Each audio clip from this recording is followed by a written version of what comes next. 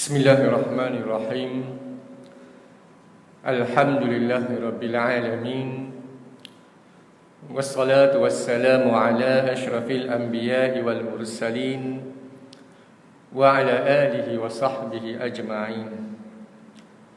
Rabbi shrah li sadri wa yassir li amri wahlul 'uqdatam min lisani yafqahu qawli. Allahumma zidna ilma warzuqna fahma.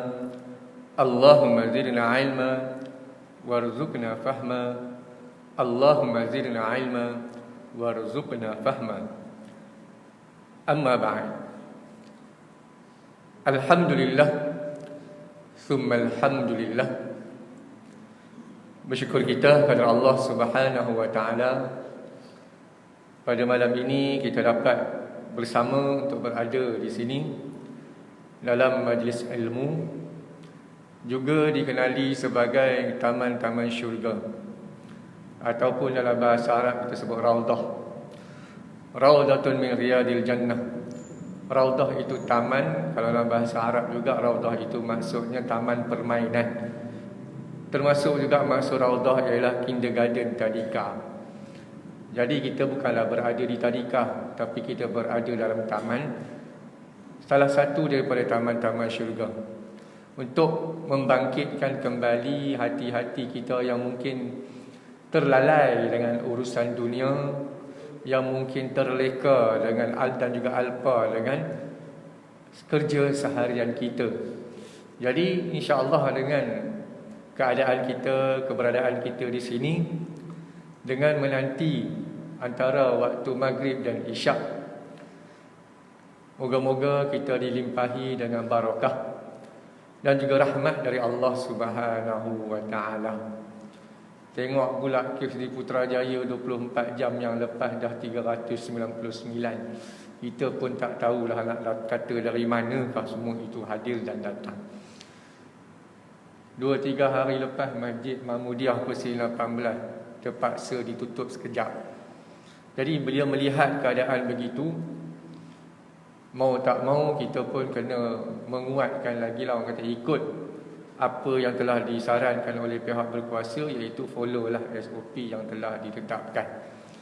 Walaupun pihak berkuasa menyatakan melalui Perdana Menteri Malaysia, kita nak akan diumumkan rentas negeri beberapa hari lagi secara serentak. Dalam masa kita duduk seronok-seronok juga, kita juga mengambil pendekatan untuk berhati-hati. Jadi insya-Allah malam ni pula, walaupun kita dibenarkan berkuliah maghrib, melakukan aktiviti keagamaan, malah di sana kalau lihat kepada SOP yang telah ditetapkan oleh pihak berkuasa Jawi, kita follow je lah, ikut je lah. Takut bila tak follow, dia tarik balik keistimewaan untuk surau kita ni, susah pula kita kan. Jadi waktu maghrib dengan isyak ni rahmat turun, barakah turun, at least dapatlah pengajian kita pada malam ini, dapatlah satu benda, even sedikit pun dapat kita amalkan, insya-Allah akan jadi. Kita boleh amalkan, kita beritahu pada orang, orang pula amalkan apa yang kita beritahu, boleh jadi pemberat amalan kita di hari akhirat. Jadi insya-Allah malam ni dengan masa yang cukup terhad, kita akan sambung pengajian tafsir juzuk 30 daripada kitab Tafsir Al-Munir yang disusun oleh almarhum Dr. Wabah Az-Zuhaili, yang merupakan juga tokoh Ma'al Hijrah Malaysia tahun 2000 berapa lupa, diberikan anugerah tersebut kepada penulis kitab ini. Jadi sebelum kita nak masuk surah An-Nas, kita nak baca mukaddimah dia lah. Mukaddimah yang terdapat dalam kitab Tafsir Wabah Zuhaili ini, Tafsir Al-Munir, sebagai pengenalan awal-awal pada juzuk yang pertama. Kalau tengok daripada buku ni ada beberapa juzuk, ada 4-5 juzuk yang terjemahan bahasa Melayu, yang mana awal-awal itu antaranya disebut di sini apa itu Al-Quran dan beberapa nama Al-Quran yang terdapat. Yang kita tahu Al-Quran itu ada beberapa nama. Kita dah sebut popular, kita sebut Al-Quran, Al-Quran. Tapi nama Al-Quran juga ada nama yang lain. Tapi jarang disebutlah. iaitu Al-Quran ialah antara lain namanya ialah Al-Kitab. Al-Kitab pun dia juga. Al-Kitab itu maksudnya buku. Tapi itulah kadang-kadang ada yang keliru pula. Dekat Malaysia kita ni, belah-belah sana Sabah Sarawak tu, dia punya gerakan Kristian tu agak kuat juga. Tapi ditulis buku dia apa? Al-Kitab. Al-Kitab tu lain lah. Tapi dalam nama, antara nama lain Al-Quran, iaitu Al-Kitab, buku maksudnya. Kitab juga memberi maksud buku. Kemudian mana nama yang lain juga selain daripada Al-Quran dan juga Al-Kitab, iaitu Al-Mashaf. Al-Mashaf maksud dia lembaran. Quran pun ada lembaran-lembarannya. Lembaran 1, lembaran 2, malah boleh disebut sebagai helaian. Perkataan mashaf ini, lembaran, juga disebut dalam bahasa Arab helaian. Ada perkataan yang lain namanya safhah. Safhah. Safhah maksud dia safhah 1 muka surat 1. Safhah 2 muka surat 2. Kadang-kadang dalam buku bahasa Arab itu ditulis bawahnya, kadang-kadang sumber maklumat diletak huruf sad. Titik 2. Itu maksud dia muka surat 2. Kalau kita tulis dalam tesis dan sebagainya sebagai rujukan, kita akan tulis huruf M/S muka surat. Jadi bahasa Arab pun ada. Jadi bila tengok balik Al-Quran, Al-Kitab, Al-Mashaf, semuanya maksud, kita akan tengok kejap lagi maksud dia macam mana. Kemudian Al-Quran juga dikenali nama juga An-Nur. Satu lagi namanya Al-Furqan. Banyak nama dia. Tapi yang popularnya Al-Quran. Kita lah pun ada kawan-kawan nama dia, Allah, nama popular dengan nama sebenar kita pun tak berapa nak kenal. Kenal dengan nama apa? Nama popular dia. Apa nama popular dia? Nama panjang cantik Ibrahim. Tapi hang panggil dia apa? Baim. Kacau. Ibrahim. Ibrahim. Him. Kadang-kadang sampai tak tahu nama sendiri. Apa nama asal dia macam mana. Tapi dikenali dengan nama popular dia. Duk biasa sangat. Duk panggil him. Tak tahu nama dia apa. Aku tak apa nak ingat nama betul. Tapi nasib baiklah Ibrahim itu, him ke, Baim ke, nama dia dekat apa, biasa digunakan Ibrahim. Kena ada nama yang mungkin lain. Nama gelaran lain, nama sebenar lain. Ada kawan-kawan saya nama dia, kami panggil Ajang, popular nama Ajang. Nama sebenar dia kita tak tahu, tak kenal. Bukan tak kenal, lupa. Lalah dia terpaksa korang ni sampai hati tak kenal nama aku. Nama aku Rohaizaf. Oh ya ke? Susah nak sebut, panggil Ajang juga. Lah, save dalam apa telefon nama Ajang Ganu dah cukup. Jadi begitulah.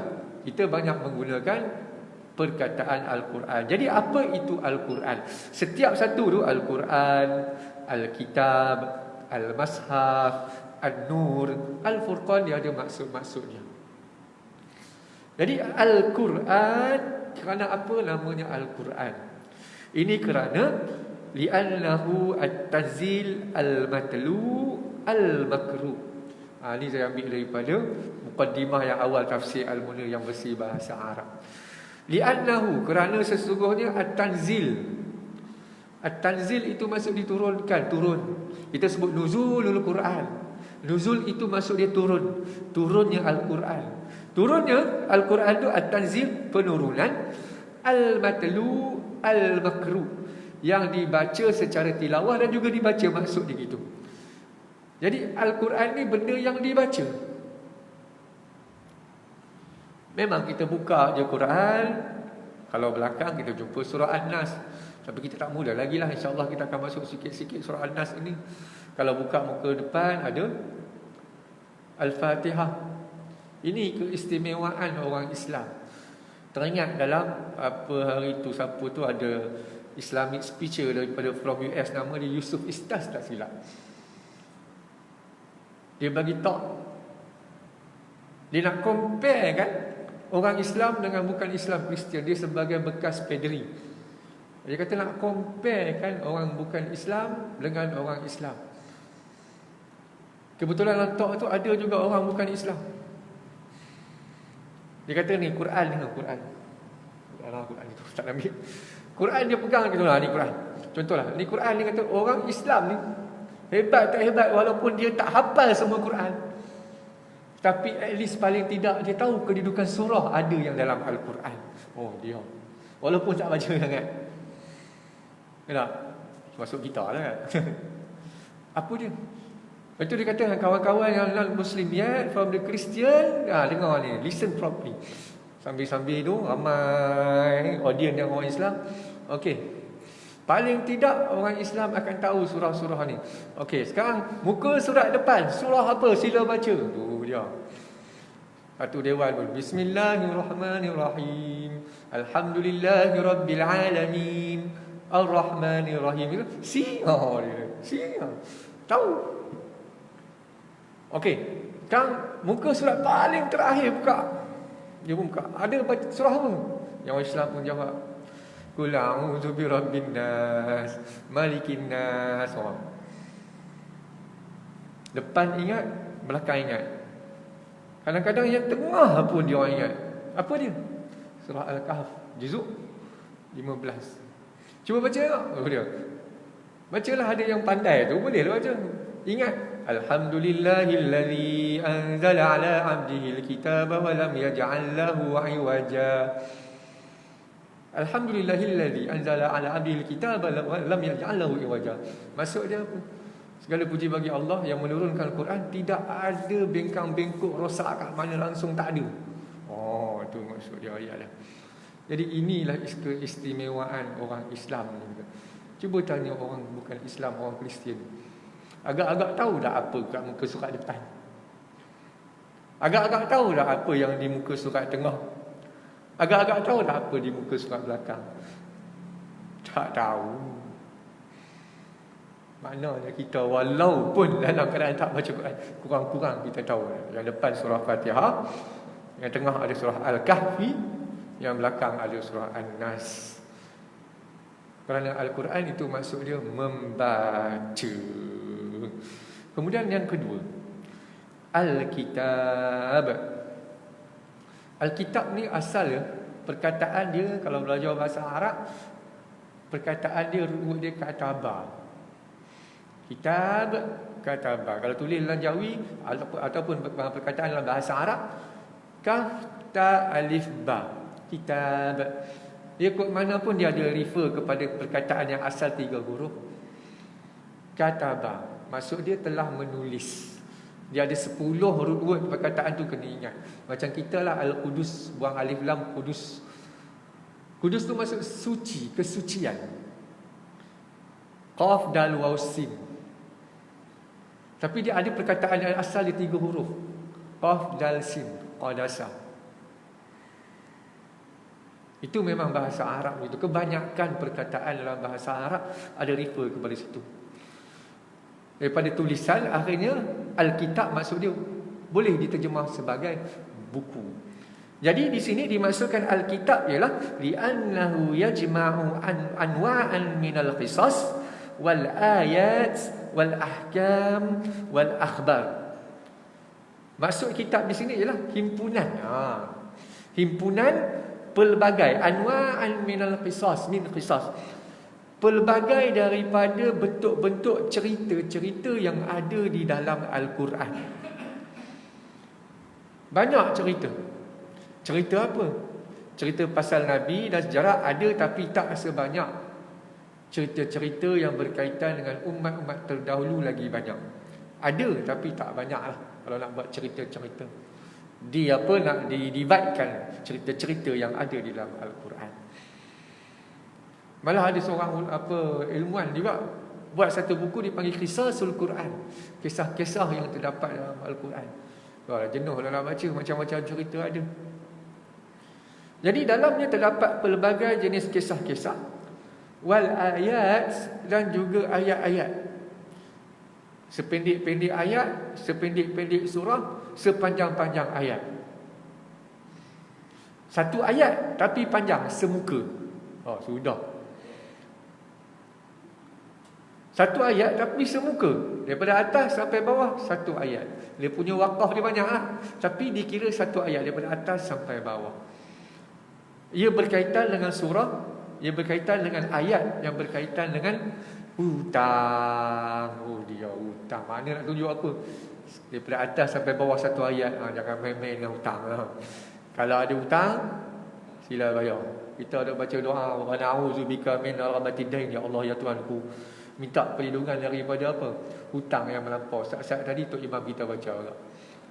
Bila sebut hutang melampau, kita pun nak tengok, aduh, hutang rumah ni berapa nasib baik moratorium. Moratorium.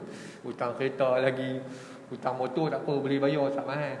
Hutang kereta 2 biji rumah lagi. Allah. You know? Orang yang rumah dia besar-besar ikut kawan, bab kata kawan-kawan yang dia ni, kawan saya ni kira boleh panggil jutawan lah juga lah. Berjaya lah juga hidup dia tu dengan duit yang banyak, kereta besar daripada kita.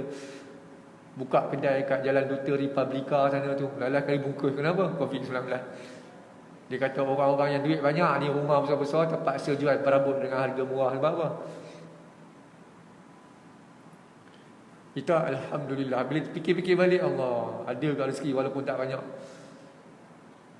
Bila tengok ayat tersebut berkaitan hutang, kita pandai-pandailah mengurus keuangan. Kemudian dalamnya juga ada juga disebut, tadi kita sebut kisah-kisah, wal ayat, al-ayat, wal ahkam, dan juga hukum hakam. Hukum hakam dalam Quran sebenarnya tak banyak sangat sebenarnya. Dia lebih kurang kalau dikira kalau buat bancian, lebih kurang taklah 100% itu berkaitan dengan hukum hakam. Adalah lebih kurang 30 hingga 40%. Kebanyakannya berkaitan dengan cerita-cerita.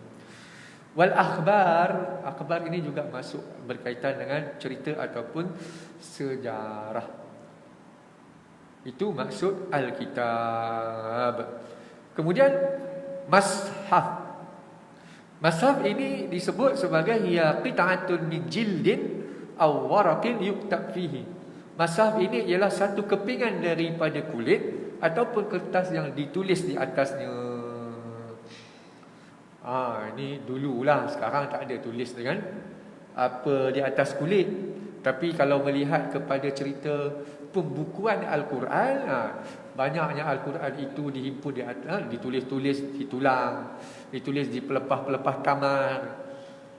Tapi sekarang kebanyakan negara tidak lagi lah menggunakan itu, semuanya dah ditulis ditulis atas kertas yang cantik.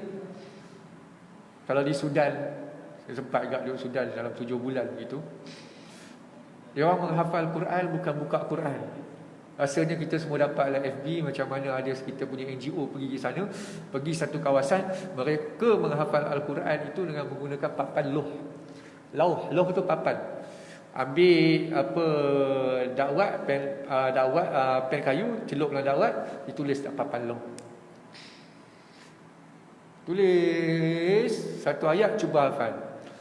Dah habis hafal, padam hafal ayat lain pula. Kita tak pakai gitulah, kita mahatafiz kita banyaklah stay ready. Tapi bila tengok keadaan itu, berapa cepatnya mereka hafal tu, dia tu ingat sekejap je. Kemudian makna setelah nama Al-Quran yang lain, An-Nur. An-Nur, nur. Apa maksud nur? Nur itu cahaya. Nur, cahaya. Kita banyak juga nama perempuan Nur. Jarang orang lelaki nama Nur kat Malaysia. Tadi tak ada masalah pun nak bubuh. Kalau macam Nuruddin, cahaya agama. Itu maksud dia. Jadi nur ini maksud dia di sini yakshifu al-haqa'iq wa yubayyin al-ghawamid min halal wa haram. Iaitu yakshifu al-haqa'iq, mencari perkara-perkara yang hak, explore tentang Al-Quran. Dan juga wa yubayyinu, dan menerangkan al-ghawamid, benda-benda yang menjadi misteri, min halal wa haram, dan juga perkara-perkara yang haram. Itu maksud An-Nur. Berapa ramai orang bukan Islam yang masuk Islam sebab kaji Quran. Sebab apa dapat hidayah? Contohlah, itu tengoklah lalu dekat wall FB tu, timeline radio tu, Zayan Radio. Kita pun jarang dengar Zayan Radio ni, Islamik dah sikit dekat Astro tu. Bagaimana kisah revert to Islam oleh seorang artis kita, apa namanya, Michael Ang. Michael Ang. Michael tu Mikael lah, Michael bahasa Inggeris. Dia kata cara peribadi dia memang tak minum arak daripada kecil, tak pergi kelab. Dia kata pergi kelab tu tak tenang hidup dia kata. Makan babi pun tak, dia kata, daripada kecil. Cumanya dia beri kelebihan untuk mengkaji buku-buku. Dia kata walaupun macam Kristian, dia kata Kristian, tapi dia ada kelebihan, boleh dia hidup pula sebagai, dilahirkan sebagai Cina, yang kebanyakan orang Cina adalah Buddha dan juga Kristian. Dia membacalah semua, dia cuba compare. Dia cuba compare, dia kata ada benda yang persamaan dengan Quran. Cumanya dia kata membawa kepada akhirnya, keraguan dia itu membawa kepada nak mencari Tuhan yang satu. Dia kata dia nak mencari Tuhan yang satu. Daripada remaja sampai dah ada kerja, akhirnya sampai kerja tu dia ada thought. Dia nak cari manusia ni kot mana pun dia akan cari yang mencari satu benda spiritual. Walaupun even seorang tu atheist. Malah dalam Al-Quran pun menyebut, ada cerita antaranya Firaun mengaku Tuhan, mengaku dia lah maha hebat, tapi bila dia ditenggelamkan, nak mati dah, diceritakan dia punya apa, nyawa dah sampai ke sini halqum, barulah dia kata aku mengaku Tuhan dengan Tuhan Nabi Musa alaihissalam, dia lah Tuhan yang sebenar. Dah lambat dah. Buat kata Piyu Rahmat lah, dia cerita itu dengan kami. Dia ada kawan Melayu, kita etis, nama Melayu etis, tak percaya Tuhan, kita pun tepuk dahi, tak apalah. Tapi demi dakwah dia ikut. Waktu tu kami ada program di Sandakan naik kapal terbang. Tak percaya Tuhan, duduk sebelah. Kita ni kalau naik kapal terbang, ada masa kalau awan ataupun hujan yang cukup lebat ke atas tu, dia langgar awan tu, bergegar. Kita pun ada tu risau.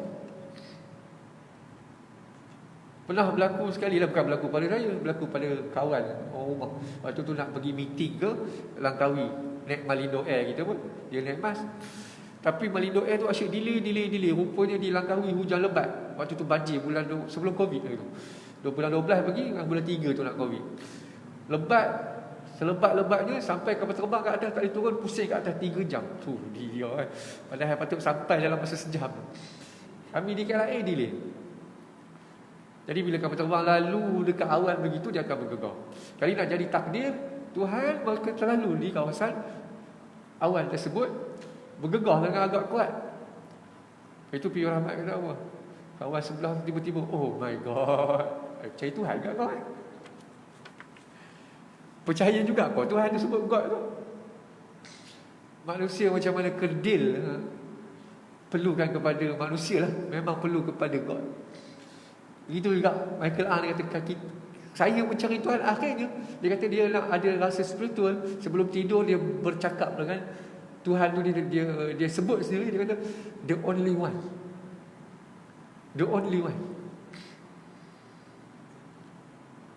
Akhirnya dia kata dia mimpi masuk Kaabah. Allah, kita tak mimpi masuk Kaabah ni. Dia mimpi masuk Kaabah, kemudian dia pergi refer jelah orang-orang yang berkenaan. Dia kata itu tanda. Rupanya persoalan dia selama disebut the only one, barulah dia tahu cahaya, dia sebut relate kat An-Nur tu, cahaya tu, Islam datang, cahaya Islam, cahaya keimanan, nurul iman. Akhirnya dia sebut the only one tu, Tuhan nak tunjuk, dia masuk Kaabah. Akhirnya dia jumpa siapakah the only one tersebut. Akhirnya setelah memeluk Islam, dia kata, baru aku tahu siapa the only one. Allah, indahnya dia punya perjalanan. Kita lahir-lahir dah dari Islam. Tapi nak cerita apa? Nur. Dia mengenali perbezaan yang ada antara halal dan juga haram, dan juga perkara-perkara yang hak di dalam Al-Quran. Kemudian Al-Furqan. Al-Furqan bermaksud di sini li'annahu farraqa bainal haqq wal batil wal iman wal kufri wal khair wasyarr.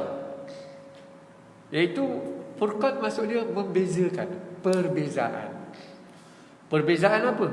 Farraqa bainal haqq wal batil, membezakan di antara perkara hak dan juga perkara yang batil. Banyak ayat Quran menceritakannya lah berkaitan halal dan haram. Kemudian membezakan di antara al-iman wal kufri, cerita mengenai keimanan dan juga kekufuran. Wal khair, kebaikan, wasyarr, dan juga kejahatan. Jadi bila tengok satu-satu ni nama Al-Quran, ada Al-Quran, Al-Kitab, Al-Mashaf, An-Nur, Al-Furqan. Semuanya itu nama Al-Quran dan terkandung isi apa yang terdapat dalam Al-Quran itu menunjukkan nama-nama itu sesuai untuk diletak nama Al-Quran. Tapi secara generalnya, secara umum, kita menggunakan nama Al-Quran. Itu nama Al-Quran. Kemudian ada cerita juga yang menarik. Khatam Quran di sisi ulama dulu-dulu, ulama-ulama lama-lama lah. Antaranya dinyatakan oleh Ibn Qudamah dan juga Imam Al-Qurtubi. Macam Imam Al-Qurtubi, dia ada tafsir dia, tafsir Al-Qurtubi. Qurtubi dia daripada perkataan Qurtubah. Qurtubah ni terletak dekat Spain, Cordoba. Di sana. Di Spain tu, kalau melihat sejarah waktu Islam menguasai Spain, Spanyol, daripada kekuasaan Daulah Al-Umawi yang kedua. Daulah Al-Umawi yang pertama di Damsyik. Daulah Al-Umawi yang kedua di Spain. Lebih kurang 700 tahun Islam rule Spain. Di sana budaya ilmu tu, budaya atau wacana, budaya ilmu, mengejar maklumat ketika itu sampai satu tahap. Budaya ketika itu, siapa yang tak bawa buku, malu, aib. Punya nak tunjuk kata ketika itu budaya ilmu cukup tinggi di Spain. Siapa tak bawa buku, aib. Sampai mereka yang ada tu kadang-kadang bawa buku saja, tak baca pun, tapi nak, sebab suasana. Kalau zaman kita ni tak guna handphone jenis ni, awalnya tak guna hak ni, lekeh. Tak adalah aib, tak malu, tapi macam ketinggalan zaman. Kalau kita cerita dengan budak-budak generasi baru pula, duk sebut pasal FB, ketinggalan zaman ni. Ini orang tua je guna FB, sekarang kita guna IG, TikTok dan sebagainya. Dia setiap generasi ada dia punya style dia. Jadi termasuklah dalam cerita ni Imam Qurtubi yang pernah duduk di Cordoba, Spain. Dia menyatakan apa, termasuk Ibn Qudamah. Imam Qurtubi kata 40 hari diperlukan, paling tidak 40 hari minimum untuk khatam Quran. Dia 40 hari khatam Quran. Kita pun duk fikir macam mana 40 hari nak khatam Quran. Kalau Ramadan tu mungkin boleh. Kalau bulan-bulan lain, Allah, cukup susah. Masuk cakap ni pun bukan senang. Tapi itulah kelaziman ulama-ulama dulu. Malah arwah almarhum Dr. Wabah Zuhaili pun, dia banyak menulis buku, sampai TV pun semua tak tengok. Dia cerita sendiri dalam kuliah ni. Sampai orang tanya tentang hukum hakam masa millionaire yang pernah saya cerita itu, dia tahu, tapi dia tak pernah tengok. Siap bagi hukum hakam sekian. Oh, dia tu Syekh bila masa nak berrelax senggang, tak ada. Saya banyak menghabiskan masa menulis. Allahu Akbar. Kita tak ada menulis. Mengomel banyak lah. Mengomel apa-apa tak habis. Tak apa hati dulu, tak apa hati ni. Tapi lah, ulama ni, Allahu Akbar. Imam Nawawi rahimahullah dalam 40 tahun lebih kurang umur dia pun sama juga, tak kahwin. Sampai tak kahwin, cukup banyak dia punya kitab-kitab dia, karya dia, yang kita duk baca setengah-setengah surau di masjid.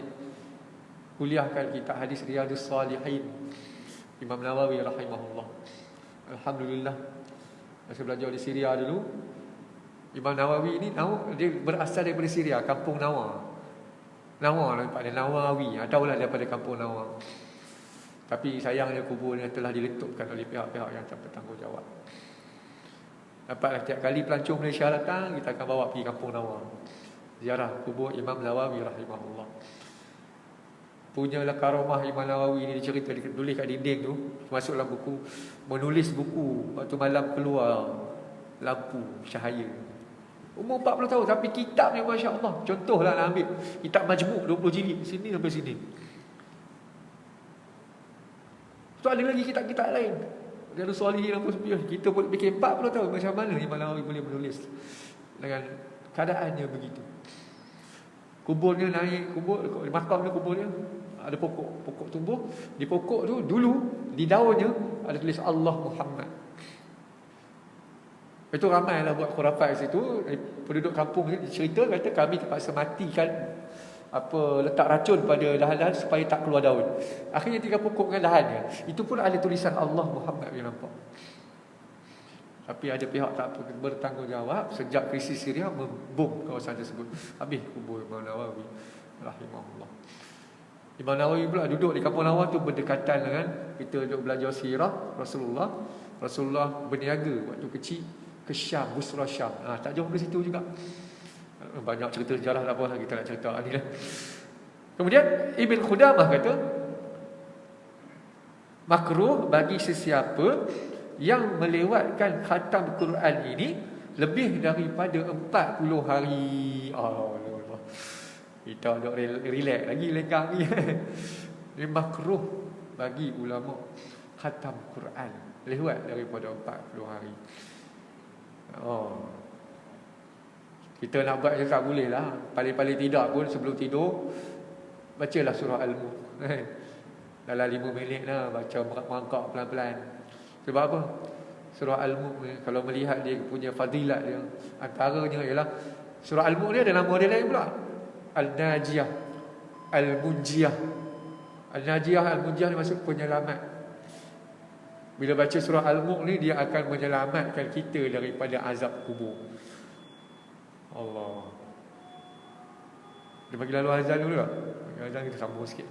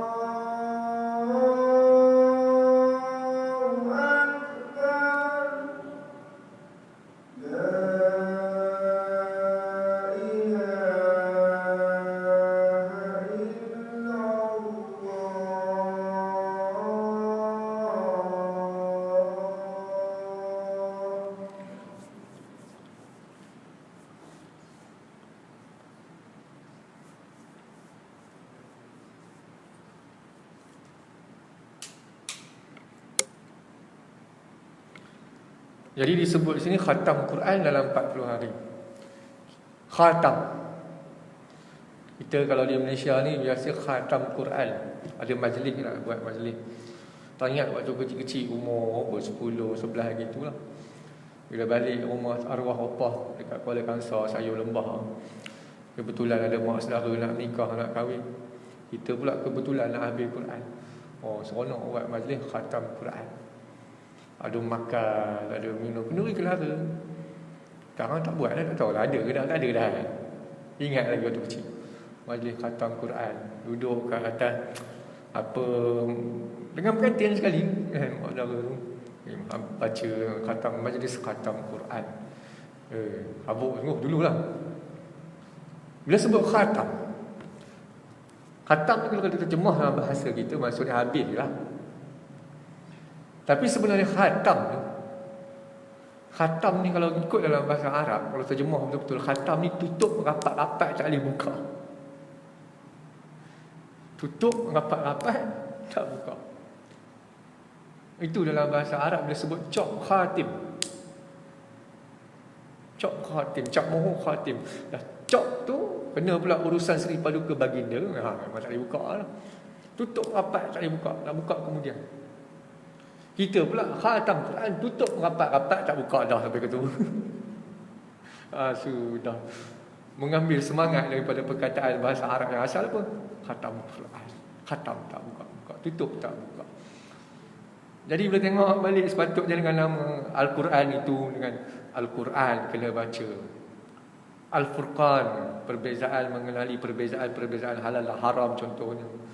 Iman dan dengan kekufuran, kebaikan, keburukan.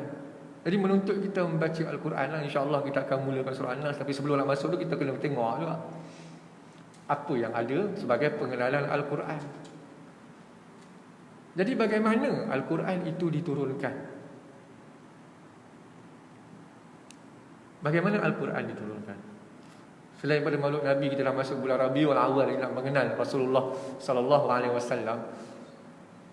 Kalau melihat kepada cara ataupun wahyu yang diturunkan kepada Rasulullah, kita sebagai manusia biasa, kita rasa kita tak boleh nak menghadapi bebanan tersebut.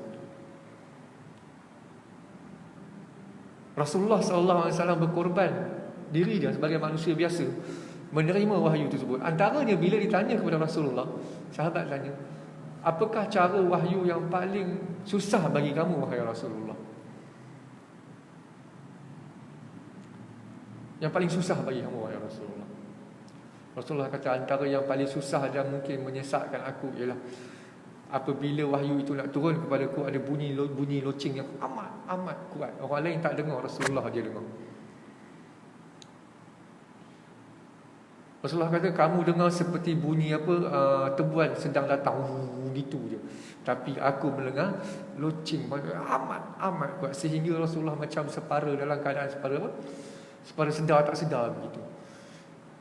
Kita dengar ambulans polis bunyi itu pun siren dah telinga dah rasa tak sedap.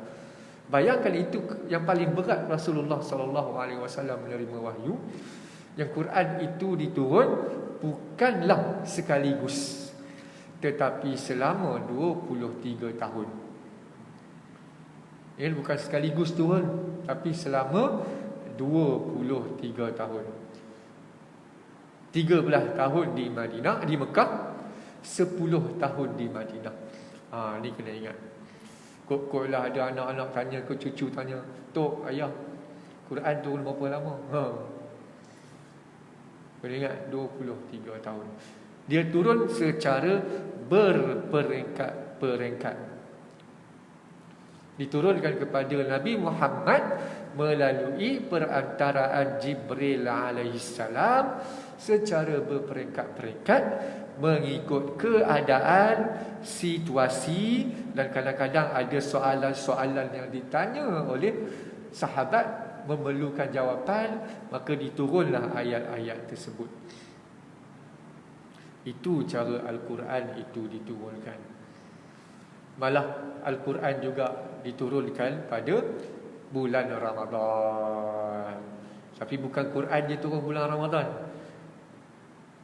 Diturunkan suhuf Ibrahim pada awal-awal bulan Ramadan. Turun juga bulan Ramadan.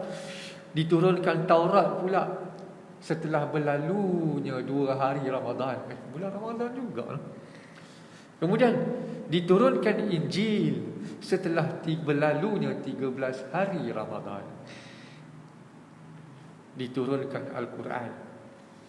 Kebanyakan ulama bersepakat dikatakan pada tarikh 24 Ramadan. Rupanya kitab-kitab utama ni semuanya diturunkan ketika bulan Ramadan. Masanya cukup setakat ni. InsyaAllah pada kuliah akan datang kita akan tengok kenapa ayat Al-Quran itu diturunkan secara berperingkat-peringkat. Kerana kita akan lihat secara sejarah, kerana perangai orang Arab sendiri ketika itu tak memungkinkan Al-Quran itu turun secara sekaligus gedebuk, tetapi berperingkat-peringkat. Kita ambil contohlah daripada hadis Sahih Bukhari daripada Aisyah radhiyallahu an.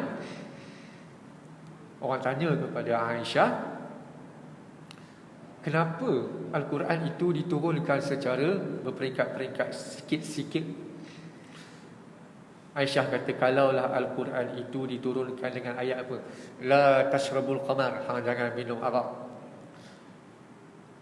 Aisyah jawab apa? Kami akan menjawab, la nada'al qamar abadan, kami takkan tinggal arak sampai bila-bila. Itu kita akan cerita kepada kuliah akan datang minggu depan. Dan kalaulah diturunkan ayat kata la taznu, jangan kau berzina, laqalu, mereka akan jawab apa? La nada'al zina, kami takkan tinggal zina. Sebab apa? Ada sebabnya, kita akan cerita pada kuliah minggu depan insya-Allah. Jadi malam ni kita dapatlah paling kurang Al-Quran itu ada beberapa nama. Al-Quran, Al-Kitab, Al-Mashaf, Al-Furqan. Ada satu lagi An-Nur. Yang baik datang pada Allah Subhanahu wa taala, yang buruk datang pada saya sendiri. Wabillahi taufiq wal hidayah. Wassalamualaikum warahmatullahi wabarakatuh.